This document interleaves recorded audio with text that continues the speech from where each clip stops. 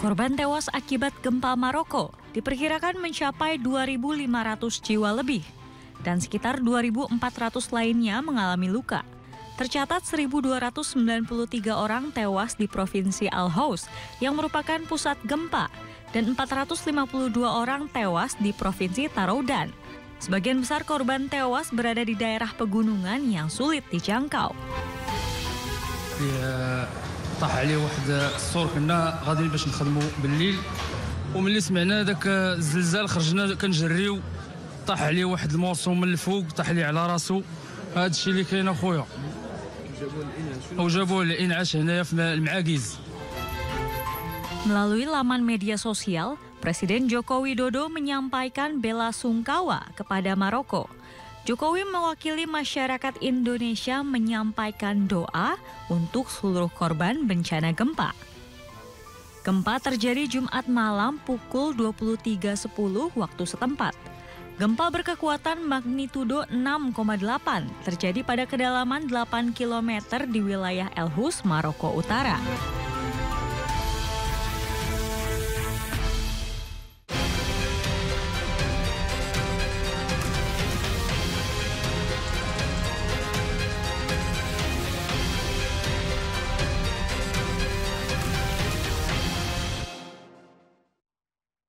Selamat malam, jumpa lagi dalam One on One bersama saya Abraham Silaban. Mirsa, episode kali ini kita akan berdiskusi mengenai peristiwa tragis yang terjadi di Maroko. Kita mendengar ada gempa bumi yang begitu dahsyat di sana dengan magnitudo 6,8 yang menewaskan sedikitnya 2.500 orang dan melukai hampir 3.000 warga lainnya. Dan kesempatan ini sangat istimewa karena kami diterima dengan baik oleh Duta Besar Maroko, Duta Besar Kerajaan Maroko untuk Republik Indonesia dan Singapura, Mr. Wadia bin Abdillah.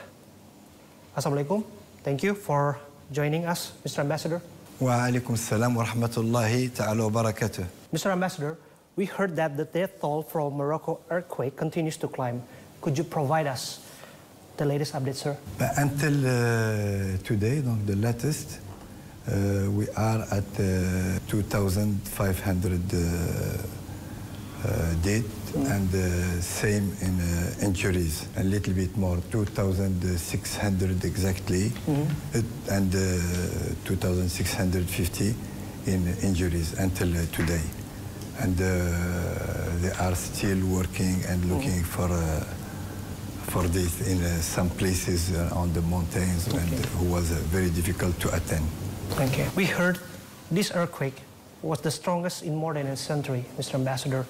How would you describe the scale and the severity of this quake? No one was expecting. There are in Morocco, there are places who are subject to earthquakes, like north part of Morocco, and we already have medium earthquakes, if you can call that medium, with around 4 degrees and 4.5, like in El Husayma 20 years ago. But this one, no one was expected in this province. And that's why more than 1 century we never had earthquake with this as stronger. 6.8 magnitude. 6.8 magnitude. And it happens in mountain, the center was in mountain area. The quake has also damaged building in Marrakesh, including the UNESCO World Heritage Site. How bad is it, sir? No. What happens is it was so strong that they feel it in Spain and in Portugal, which are around 600 kilometers from the center. So all the cities feel it. Marrakesh is a historical city. Marrakesh the old and cities. all around. The old city of Marrakesh. Yeah. In Marrakesh, there was, of course, there was buildings who was destroyed, many damages in the heritage. There is a mosque in the region of Tinmel. That mosque was from the 12th century. Yeah. From the 12th century, we just finished to restore it, and this mosque of Tinmel, you can Google it. It was completely destroyed.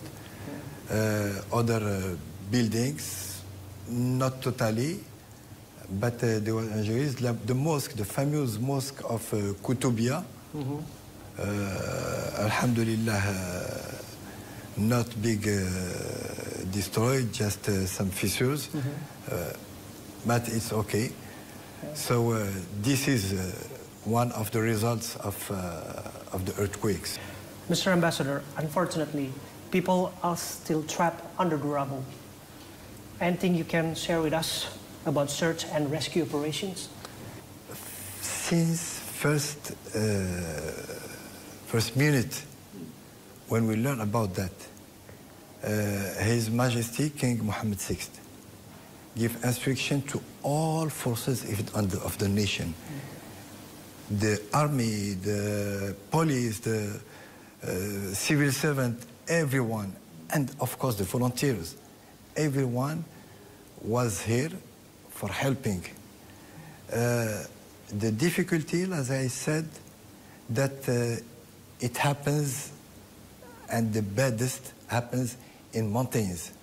At night time, it was 11:30 p.m., and it happens in places where the roads was completely destroyed. So how can no one could attain these villages?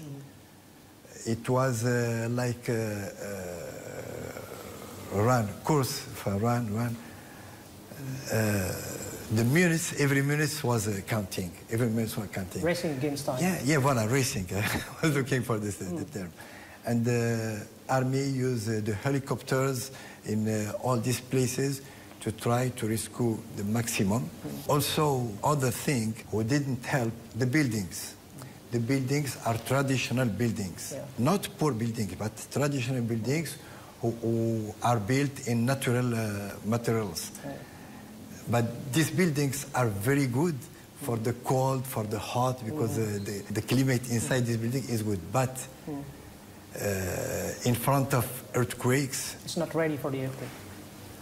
So many people of this 2000 did under these buildings.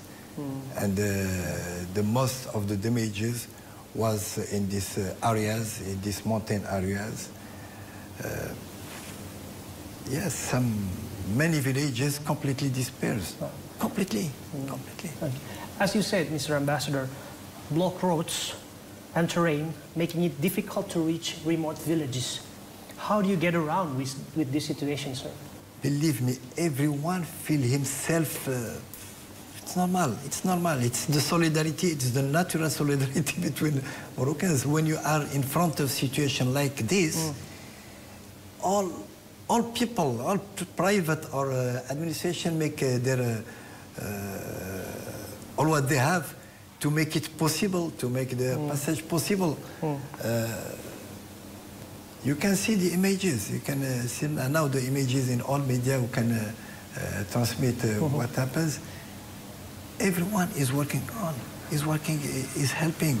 It's something, it's natural, it's normal. Okay. What actions has the Moroccan government taken in order to provide immediate relief and support to the affected communities? Of course, all hospitals, private clinics, also more than 1,500 doctors come from everywhere from Morocco to help. 2,000 nurses, more than the locals, adding the locals. Army hospitals are, in catastrophic situations, there is army hospitals who can go on site. Donc, army hospitals also are on site. And this is for the or what healthy things, but also people who receive this must sleep somewhere, must eat. Yeah, there is the water, all the system of water is broken. So help coming from everywhere. All the planes and the logistic of army is under mobilization for this catastrophe. And once again, the images are here to show all what happens. There was also a request for blood, and it's something difficult to people stay 5-6 hours, volunteers to give their blood everywhere in all parts of Morocco. And so there is real national and spontaneous mobilization. The government, like I said, look, for the health, I speak. Now for what's coming, because all these injuries, all these people who lost their houses, who lost their job, who lost everything. Donc, there is a ministerial, under instruction of His Majesty, there is a ministerial commission with all parts of the government are represented. And they are working 24 hours, 24, preparing everything in how to rebuild all these buildings and quickly, because winter is coming. And winter in these mountain places is very hard. So we must make it quickly and not let people living under tents. So how to build quickly, how to build also schools. 500 schools was completely or partly destroyed. So basically, what are you saying? Moroccan government is trying to cope with the situation as soon as possible. Absolutely, absolutely. Mr. Ambassador, could you provide information about the availability of clean water, food, and other essential supplies for the affected community? Sincerely, we are surprised. As Moroccan, I am surprised of this force, this power of solidarity we can see. Everyone is here. There is a queue of trucks going to these places, kilometers queue of trucks going, providing water. Everyone is giving. Everyone is giving. We never had a catastrophe like this in Morocco, so it makes every Moroccan from his inside wanted to give. Even poor people, they say, I give small thing, but I have to give. I cannot just looking and only praying. So we are not scary of this, really. We are not scary of this. But we are thinking to weeks, to months coming. They are really important because we have to stand up quickly. We have to stand up quickly, and people have to regain their normal life, if I can say normal, because not easy to say, the normal life quickly.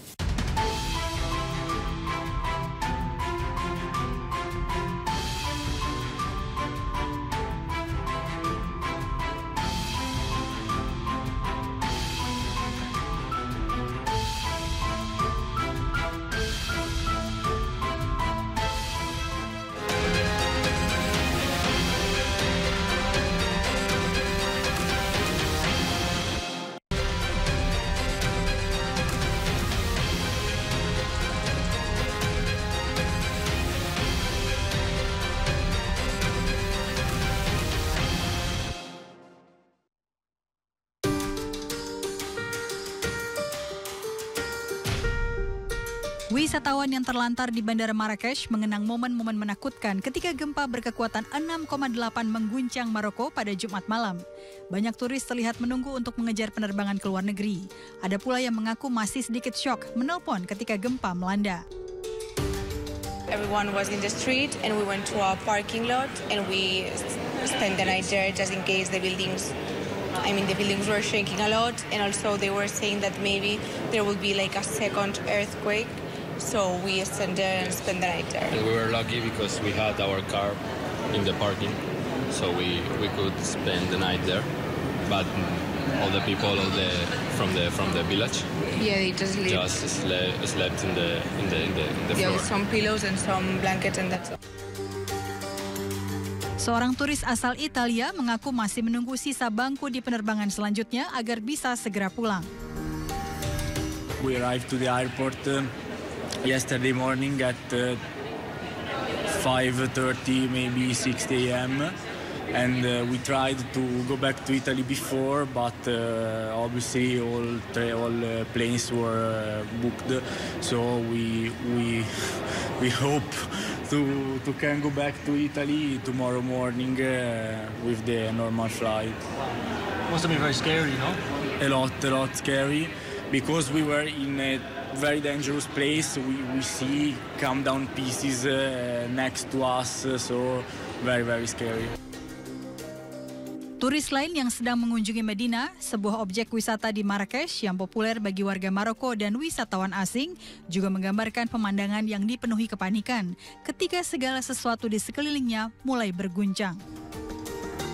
We ran outside in our sleeping clothes and went to a little place where we didn't feel that safe, so our gut told us to move more outside, so we went outside Medina and were at the street all night long till 6 a.m. It was very crowded, it was loud, all the alarm went off and you saw all the cracks in the Medina walls, and yeah, just everybody going outside, and it was really scary. We were shaking for hours.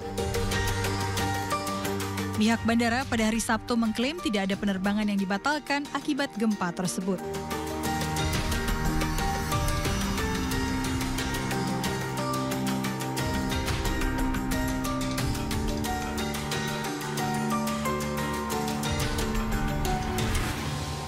Many families have been displaced from their homes due to the quake.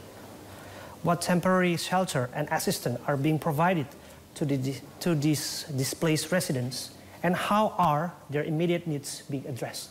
At the moment I speaking to you, first there is the psychological things.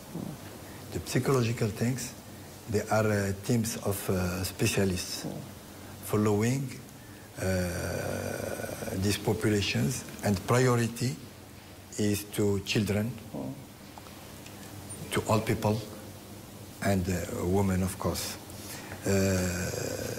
because it's important in this. When you lost a part of your family, when you lost your parents, or you know what it is. So the psychological thing. Second, what is coming, as I told you, the target is to make it as quick as possible and better before the winter. Cold season. Voilà, before the cold season. There will be a population who have a solution, temporary solution, because I told you about this winter season. But there is also a long term. When you see you lose all village, you have to rebuild all village. You cannot do it in a few months. But there is a mobilization also of funds for doing this, and His Majesty gave instructions also to open an account, a national account under the Ministry of Finance, and this account receive all donations, official or non-official donations from Morocco, from abroad, because many families of the people of injured people of Moroccan who are living abroad also, and foreigners who want to send. Donc there is this account who will follow this catastrophe, and all concerning this catastrophe of building, of infrastructure, of everything. Mr. Ambassador, what support mechanisms are in place for the emotional and psychological well-being survivors who may be traumatized by the quake and its aftermath? It's what I told you. This is there is a psychological team, not only from hospitals, but also from private sector. They immediately propose their help. So there are structures in every, because there are many points of who was very hurt strongly in the big area of the earthquake. They are working, like I told you, with priority with children, old people, and women, following them because the hurt is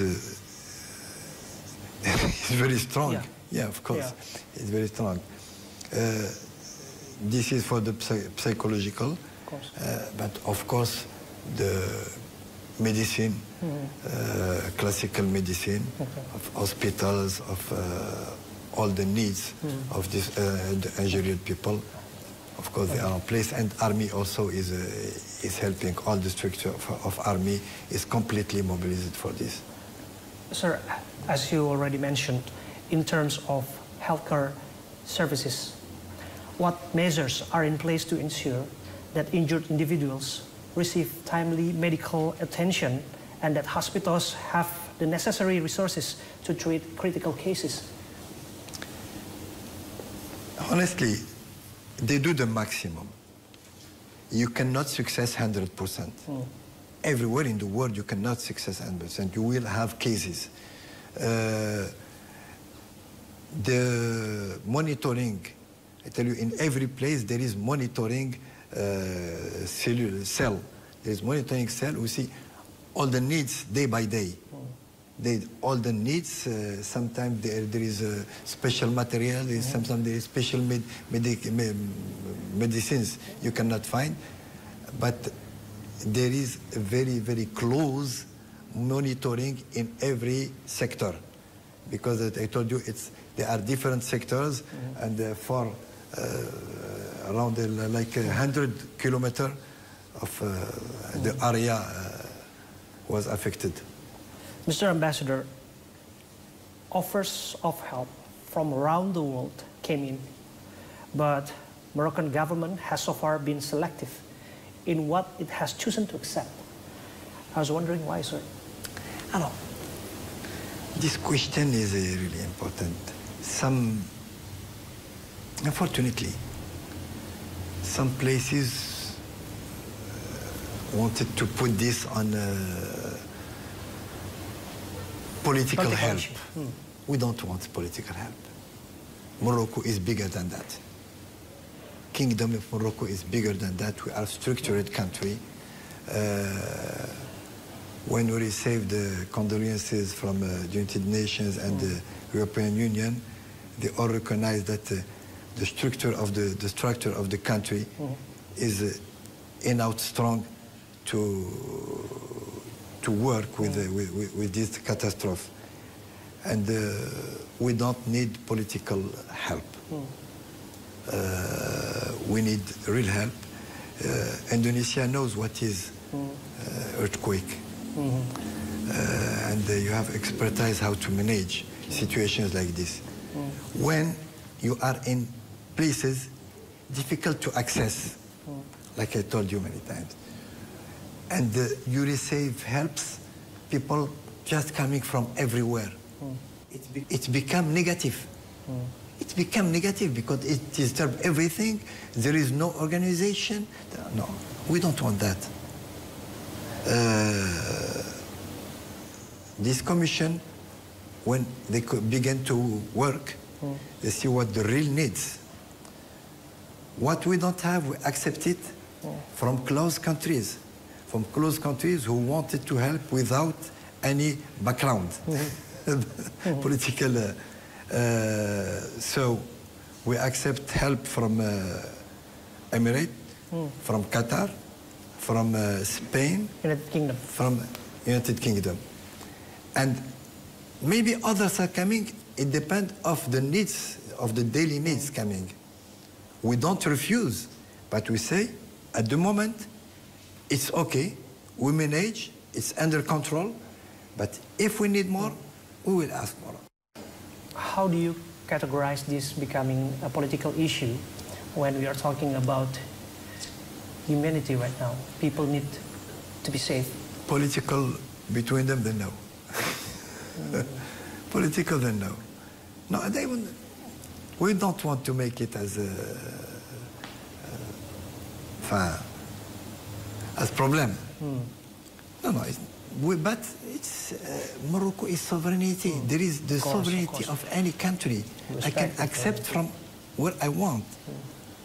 So we work with these priority countries, and maybe others will come. Really, maybe others will come, and that's it. We don't want to lose time with this. Well, okay, we have more important things, we have more priorities than thinking to this thing. But Mr. Ambassador, as for now, we still receive informations that people are struggling for their needs. How do you respond to that? You can get your camera. You will always have cases. I told you the territory is very, very big. Every case we receive, our media are going everywhere. People are having now the mobile is a media also, is a personal media. So when they receive photos, videos, places, they go there. The drones are working at trying to find the places or the small groupments, and they go there. Yes, there are some cases. There are protests from the people. No, they are not protests. They are, I say, confirmative. There are cases you can find. I told you you cannot success 100%. I recognize that. But every case, immediately they go there. Immediately they go there. And sometimes also you can, it's human, you can ask more than you want. When you lose everything in a few seconds, you cannot recover everything in a... You said that's but it's human, we understand the disarray, the psychological situation of people who receive this in front of the...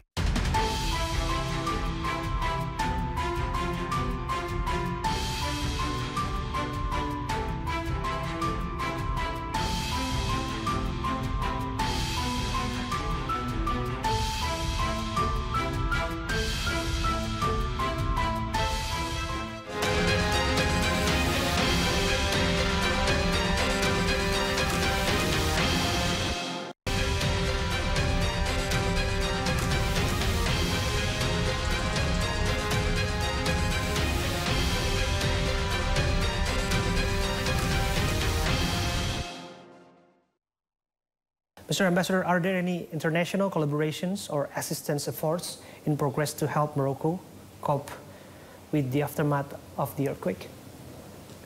They are open, like I told you. We don't close. No, of course. They are open. We see day by day, all what the needs and all what the proposals. Many countries, in here also in this occasion, really I want to send my greetings and my thanks to many Indonesian organizations who call me, and individuals also who call me, who said, well, we want to give help. We have Muhammad here, and several NGOs. I don't want to tell the names, because, not really, but many of them, from the biggest, the more known, then to individuals. And I am really proud, I tell you, and it's inside what I'll tell you. I'm really proud of this brotherly between our two countries. And the feeling I receive from Indonesians, since I'm here in Indonesia, I always say that there is a big love from Moroccan to Indonesians. You go as Indonesian to Morocco, people will say you are their guest. Yeah. If so, Mr. And I feel this, I feel the return. Really, I feel this return, and it's proud of this relationship between we have between us. If so, Mr. Ambassador, could you provide details on the support received from other countries or organizations? No, sincerely, I don't have the details. You don't have it's technical details. It's, voilà, it's technical details. I suppose there are medicines. Of course, we know that Spain send groups with the dogs who can find the people who can be under the rubble. Also, Qatar, they send, I think, medicines and some tents. But the details, really, I don't have the details. It's technical things. We didn't hear any heavy machines or helicopters. Not. I think the army equipment is enough. Maybe in the future, we place ourselves in the what's coming in the future, and I prefer to place myself in what's coming. Maybe we have to work in infrastructure locally, but also with cooperation, international cooperation. The infrastructure, to recover the infrastructure in roads, in schools, in hospitals, and the government put this in the priorities. We will see when, because they're still making the inventory of all disturbs. At that time, we'll see if our own budget and is enough or not. Morocco has declared 3 days of national mourning. Are there any specific initiatives or services being provided during this period, Mr. Ambassador? C'est la tristesse. No, it's the 3 days decided by His Majesty. It's to show, in fact, not to show, to express our solidarity with all these people who die, all the families, of course, of these people of die, of the injuries. And this is something usual in every country who has something like this. Considering the critical nature of the next 20 to 48 hours for saving lives, Mr. Ambassador, what are the top priorities for the Moroccan government and humanitarian organizations in the rescue and relief efforts? No, it was now are more than 48 hours, but it was, I tell you, since first minutes when it happens, it was all forces of the nation who was totally mobilized. Army, police, gendarmes, civil servants, everyone, day and night with lights, because it happens on the night time. As I told, we couldn't attend all the places. Some places it was necessary 24 hours to attain them because no roads, the roads was destroyed. But of course, the 48 first hours are very, very important because people are in a very bad situation, those who can be saved. Looking ahead, Mr. Ambassador, what can the public and the international community expect in terms of the recovery and reconstruction process in Morocco after this devastating earthquake? Are there any specific plans or initiative on the horizon? Alors first, the first one is let's pray for Morocco. course. Second, in logistics, really we are working on.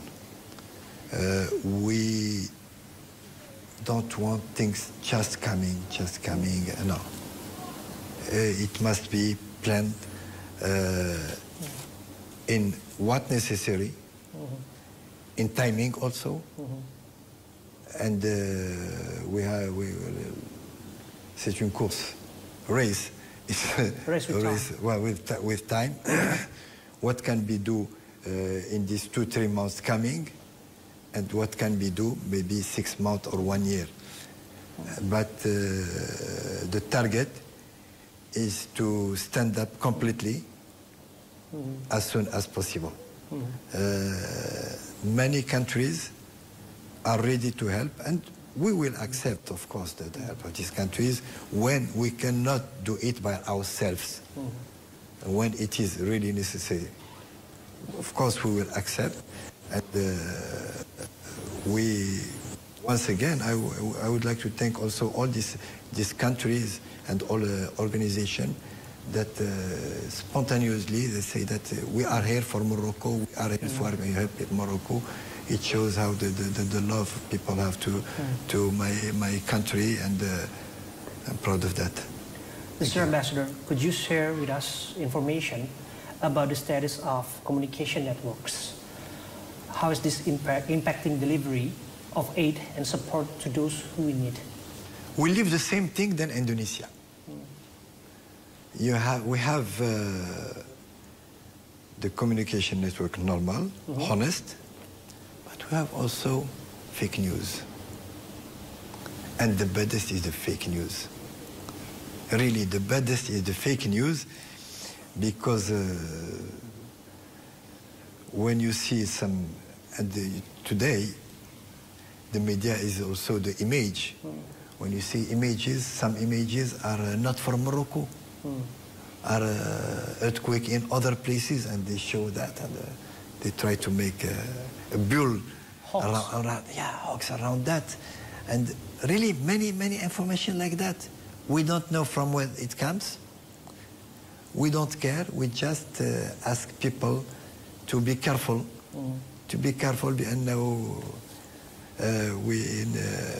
I'm Muslim, and as Muslim we say الفتنة أشد من القتل. الفتنة أشد من القتل. When you make a noise between people, it's more than killing them. So this hoax and this fake news, some people maybe try to make this story between people and say there is parties. No. You have your embassy in Morocco. You can call them. They will tell you that everything is normal. Today, now in this moment we are speaking, tourists are visiting Morocco. In Marrakesh, Marrakesh is working normally. But in these places where it's difficult, all people, all NGO, all responsibles are there working to try to recover a normal life. And thanks to the honest media, really, who do this their work, because you told me sometimes there are protests. I say yes, thanks to the media. Some media sometimes say, oh, in this place there are still a group of houses and nobody see them, and immediately there are teams who go there who try to help. So if we didn't have this intermediate, like if you want, who help, finally the media, and they are here for helping, and especially in situation like this. So thanks to the media to be here. Mr. Ambassador, the honest media. Are there any specific ways for people to contribute or volunteer? Look, what we do, what the government do, it's this account. It's national account for helping, and everyone can contribute. To say from Indonesia, for example, from Indonesia, I'm going to send clothes or medicines, but You don't know if we really need that clothes you are going to send, or that medicine are going to send, or that food you are going to send. So better to focus. Or the second thing, some NGO are working with NGOs directly, and in that case, this NGO can work directly and can coordinate together directly. So the NGOs, they are following some places or some groups, something like that, so they can work directly, and of course they can help each other. Okay. Are there any plans or strategies to rebuild and reinforce infrastructure and buildings in earthquake-prone areas to prevent such devastation in the future, Mr. Ambassador? We learn from every situation, from every difficult moment. We learn. So I'm convinced that what happens to Morocco at this earthquake, we try to manage it as better as possible, but we learn. And it is not perfect, certainly, we cannot be perfect, but everything is a lesson for us, and for preparing ourselves to any other to respond to the future catastrophe. That's absolutely. At the same time, we pray God that we preserve our countries and our populations for disasters like this. I really want to thank Indonesian authorities. I told you it begins by President Joko Widodo, who posted in first hours, he posted his condolence and prayers. Minister Marsudi, Retno Marsudi, and other ministers, other responsibles, and NGOs, associations, and I tell you, individuals. And when you feel this brotherly and these feelings, it gives you warmth, and it pushes you to do more and more, and to be confident in the future and our brotherly relationship, and really a big thank to all Indonesia. You're welcome. Welcome. Merci. Mr. Wadia bin Abdullah, the Ambassador of the Kingdom of Morocco to Indonesia and Singapore, sudah berbincang bersama kami. Thank you, Mr. Ambassador.